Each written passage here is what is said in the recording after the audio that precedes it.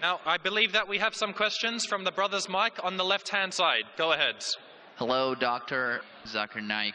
My name is Harris. I'm from Phoenix, Arizona in the United States. I'm an entrepreneur and a marketing manager. Two of my friends in America have converted watching YouTube videos of you. One of them a Christian, one of them an atheist. One of my friends presented me with how to deal with an atheist DVD of yours, which I did watch. But that didn't answer my question. And I've asked this question to a lot of people with no satisfactory answers, a lot of intelligent people. Of all the scholars that I've ever watched on YouTube, in my opinion, you are the most rational, logical, easy to understand kind of scholar that I've ever come across in my life. And it is really important that this question is answered because I've never had a satisfactory answer for this question. My question is like a coin with two sides. The first side of it is this, and this is the question. I'm somewhere between an atheist and agnostic. I'm not sure where. God has created this entire universe, and the Quran speaks a lot about how it has taken so many days and mountains and this and that, and life is going to be a test and whatnot. My question is, way before God decided to create this entire universe, before he decided to put human beings, before he decided to send Prophet Muhammad or Adam and Eve, way before he even planned about doing any of this, he knew the end result of it. He knows in the end he will be disappointed by certain people and he will throw them in hellfire. He knows they will be burning. He knows they'll be tortured, and that is when they'll be repenting for what they've done. Way before he created the entire universe, he knows the outcome is going to be bad. It may be good for certain people who are in heaven, but he knows that he can save those people from being in hell. Way before he even decided to go ahead with the creation. Yet he decides to go ahead with it, with all his godly logic. Why would he want to do that? The question, if I can just put it in this manner, how can God be so sadistic that he would actually go ahead with a plan which he knows is going to end up in that manner? That's the first side of the coin. The second side of the coin is, for some reason, if I believe that, okay, God is almighty and he understands everything is great, God is great, why is God insisting in the Quran that look at the mountains, look at the protons, the electrons, this and that, everything is so synchronized, how amazing I am? Why is he forcing us to find his creation amazing when it is a piece of cake for God? I mean, he just had to say kun and it was done. Then why is it a big deal if God has made this entire universe which is so amazing? Because for God it's nothing. So I should not be really amazed at his creation. He can do much more than this. So I do not understand why he wants us to respect what he's done or find it amazing what he has done. The brother asked a very good question and a very intellectual question. It's a very good question. And he has seen some of my tapes on YouTube, even of atheism. And this question that is troubling him, he hasn't got the answer to. The brother asked a question that Almighty God knows everything before he created the heaven and the earth, before he created human being, before Prophet Muhammad came here, peace be upon him, he knew everything. If he knew that some will go to heaven, majority will go to hell, so why did he create the human being? Isn't it sadistic? Is the basic question, correct? Right. Second question, I'll come to it later on. Brother told you that majority will go to hell. Well, even if one person is going, it doesn't make any sense. Even if one person goes to he could avoid hell, he could have avoided that. I mean, he could avoid being disappointed. Of course. I'll reply. The brother said, even if one person goes to hell, it is as though God would be disappointed. God doesn't get disappointed ever. Now coming to your question, I started a school. And you may have heard Islamic International School. If a teacher takes an examination, if she is just, while she is giving the examination, she writes in the maths paper 2 plus 2 is equal to how much? The student in front of her or him, the teacher, writes 5. She can very well tell the student, change 5 to 4. Would it be just on the teacher during the test and examination to correct a student who's writing a wrong answer? Right, but if she has an option that the student doesn't need to do any of that and still No, just no, go no. and I'm get the asking you a certificate, simple she doesn't have question. to. I'm asking you a simple question. The teacher has given the question paper. Right. All the In students were that informed about circumstance, it. you're right. For that particular situation, For it's fine. that particular situation, the teacher can tell, dear student, change 5 to 4. What will the other students think about? Unjust. But God Correct. can be just at the same time. He can create a completely different condition. He doesn't have to go ahead with that situation. He's not bound by any situation. Brother is saying Almighty God can create something which is perfect and will not make mistake, correct? That Right. God has already done. He created the angels. God created the angels. The angel never go against any commandment of God. But human being is a better creation than angel. The angels have got no free will of their own. If you have heard my tapes, if you have not heard, I'll tell you now. The angels are a creation of Almighty God, but not the best creation. Almighty God created the human beings. The human beings have a free will to go against God or to follow God. If you have chosen to be a human being, if you disobey His commandments, you go to hell. If you obey His commandments, you're superior than the angel. Because the angel doesn't have a free will of his own, then he follows God. It's nothing great. The human beings are the better creation of Almighty God. Almighty God has given a free will. That's a different question that Almighty God knows. Because He has ilm-e ghaib, He has knowledge of the future. He is more superior. So He has created such a creation which has a free will. The fault is of human being, not God. No, but God has created us with that fault. And He knows He can Not avoid fault, that. not fault. It's not fault, brother. It is free will. Why is He giving us a free will when He knows He's going to eventually put these many people in hell? Why is He doing something? That is a different creation. Like, would you want to create something which can think on its own, or would Why you want would to? someone so compassionate can also Brother, be that's what sadistic I at the tell same you. time? What you want, God has already created an angel. I'm asking you, which is better? An angel following Almighty God or a human being following Almighty God? Which is better? For me, absolutely, if I get a second chance, I would want to be an angel. Why would I risk going to Second hell? chance, correct. That's why Almighty God says in Surah Araf, chapter number 7, verse number 172, Almighty God brought all the human beings from the loin of Adam and asked them, is there one God? All agreed. Almighty God says in Surah Hashar, chapter 59, verse number 21, if Almighty God revealed the Quran on the mountain would shudder down. Almighty God says in Surah Ahzab, chapter 33, verse number 72, it is the human beings who were fools who said we want to be human beings. You and I. You and I were fools. Now you cannot backtrack. Once you said you want to appear for the test, once you read the test paper. Nobody asked me. That's They what, asked Adam and Eve. No, brother. Quran says every human being was asked. And then it is washed off. This memory is washed off. If the memory is away, the test, Almighty God says in the Quran, do you want to be a human being? If you become a human being, you can become superior to an angel or can get inferior. If you don't want to become a human being, just pass. Even for argument's Brother, sake, even in that please condition. let me complete. You ask the question. All right, go ahead. If you sorry. interject, I will answer. Sure, go ahead. So Almighty God asked the human beings, and the Quran says, we human beings were fools, you and I both, were fools who opted for the test. Now once you undergo a test, if you follow the commandment after free will, you be superior to an angel. If you disobey Allah, you become inferior to an angel. We wanted to pass with distinction, you and I. You and I. You told, I don't remember. Of course you will not remember. And even I don't remember. But I believe in the Quran. On the day of judgment, Almighty God says, not a single human being will object to the justice of Allah. That we'll come to know on the day of judgment. Only thing we'll say, please give us one more chance. Almighty God will say it's too late. Because if He wants to give you a new chance, even I'll have to come back in the world again. Again, everyone. So those who failed, He can't get only the failures. So the Quran says no one will ever object on the justice of Allah. They will request Allah, give us one more chance. Almighty God will say too late. Almighty God gives us chances in this world itself. You make a mistake, Allah gives you a chance to repent. You repent. Allah forgives you. Again you make a mistake. Once you die, it's only one. So as far as the first question is concerned, why did God create?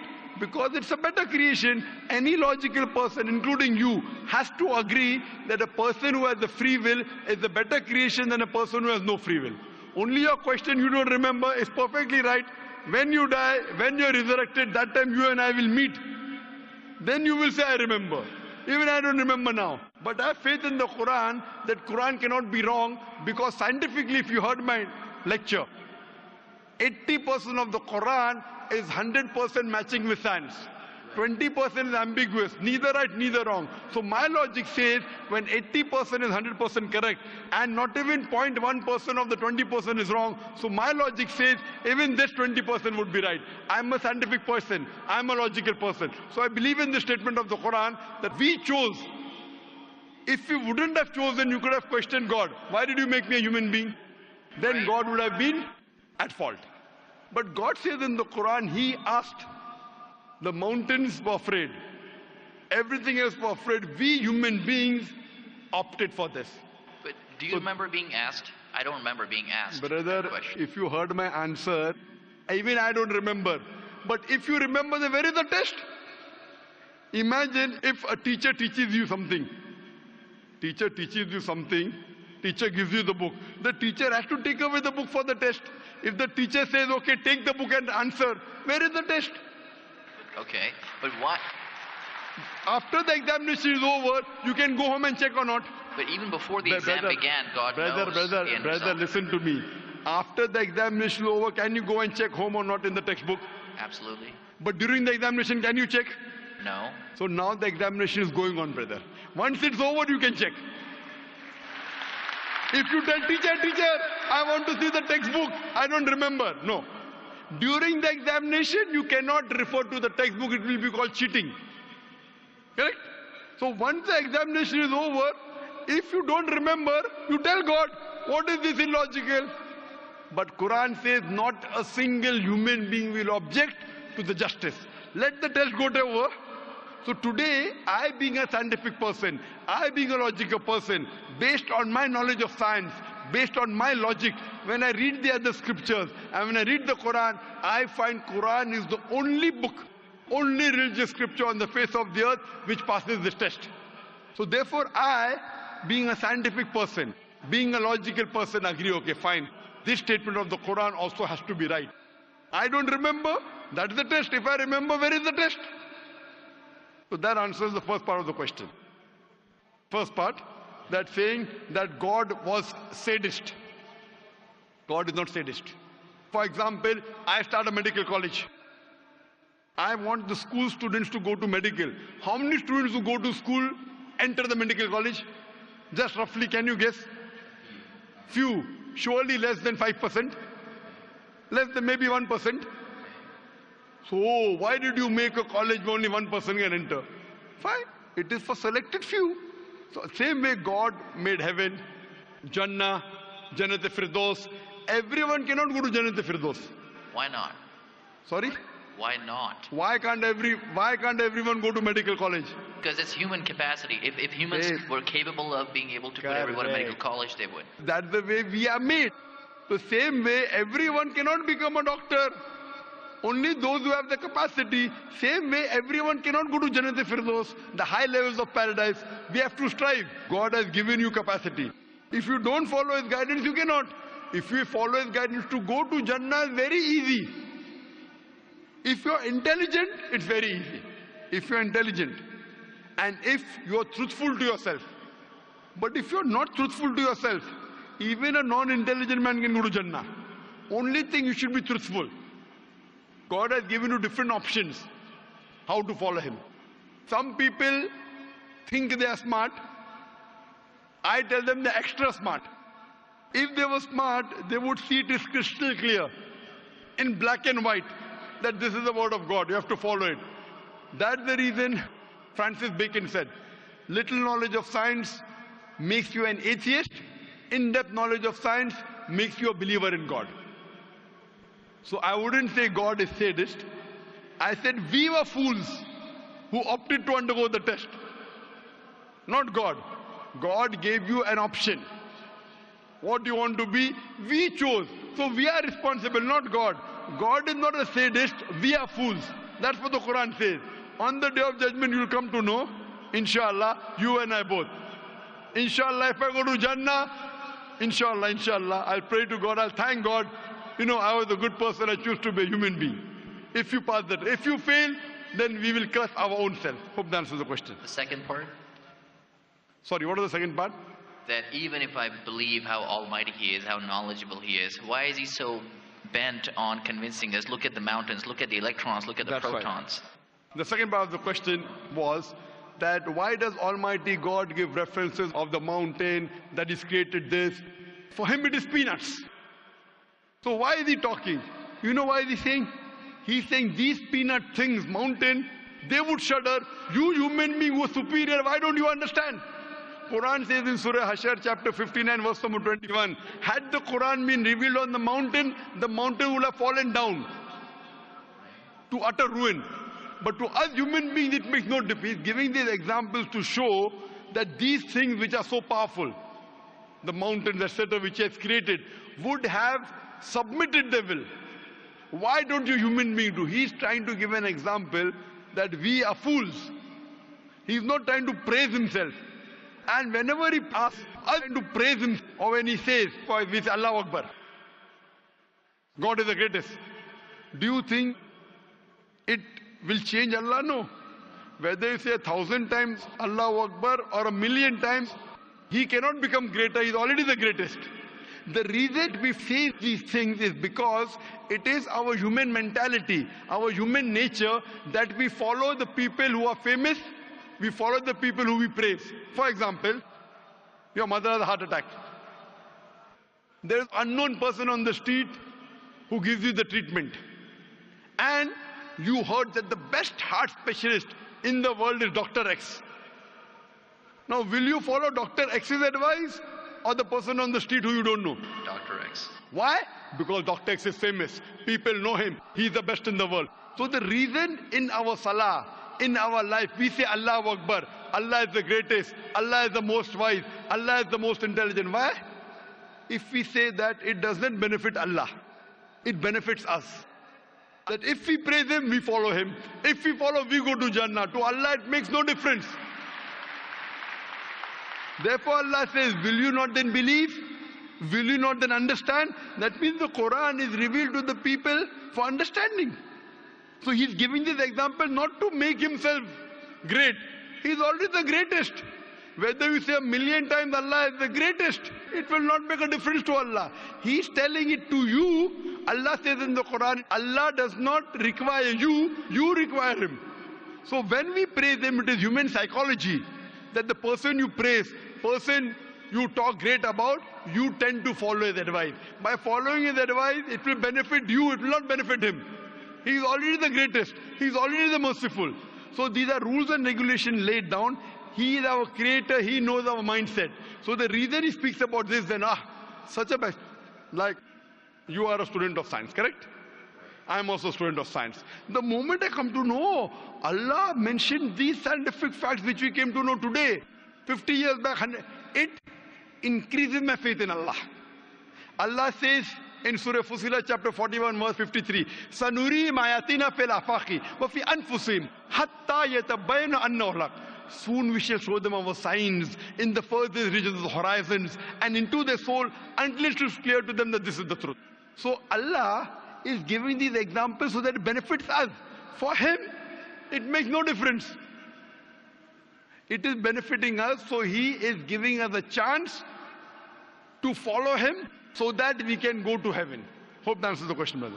I recognize His power, and I understand He's amazing in all that He's done. But am I expected to be amazed at His achievements at creating this universe? Because for Him, it's like a 1-second job. Correct. Right? So for Him, which is 1-second job, when He tells you not to have alcohol, if I you won't have alcohol, sure. But am I expected to be amazed at His creation? No, see, the thing is that He is not there to prove Himself better. If you believe that for Him it is peanuts, so will a person lie? No. So if He says don't have alcohol, you will not question Him. No. Don't have pork, you will not question Him. Yeah, but I'm not amazed at His creation because for Him it's nothing. Compared to us, it's amazing. For Him, it's nothing. Right. But compared to us, a person who can create the universe, when He tells me not to have alcohol, I immediately follow. Sure, I don't mind following Him, but do I have to be amazed at His creation, as is said in the Quran? See, as you asked me the question, should I be amazed at the creation? Right. I would say, if I believe human being is a better creation, then yes, I'm amazed. And then I say, Alhamdulillah, He has made me better than that. So if I'm amazed, He made the mountains, He made the stars, He made the sun. But He made Zakir Naik also. He made a human being. And we are the best of creation. So He gives these examples so that we realize what benefit He has given to us. All the favors He has given to us. Talking about the science, talking about the protons, talking about the mountains. Finally He says, human beings are the best creation. So in comparison, we have to agree that our Creator has created this human body, the molecules, the DNA, the complex thing, which can never come by chance. So in this way, we are amazed at the creation of the human being. And then we submit to Him. If we are not amazed, only by being amazed, we submit that He is our Creator, He is worth worshipping. No one else can do that. This is so that we worship Him and we pass the test and we go to paradise. Hope that answers the question. If Bill Gates gives me $100, should I be amazed that he has given me that money? I believe that the question has been answered, and unfortunately we are very constricted for time. You are welcome to come back tomorrow, inshallah. As with all of the brothers and sisters, we have come to the end of tonight's session, so please a very big thank you. He said, if Bill Gates gives you $100, Should I be amazed? will you get amazed? Brother, the question is, why should Bill Gates give you $100?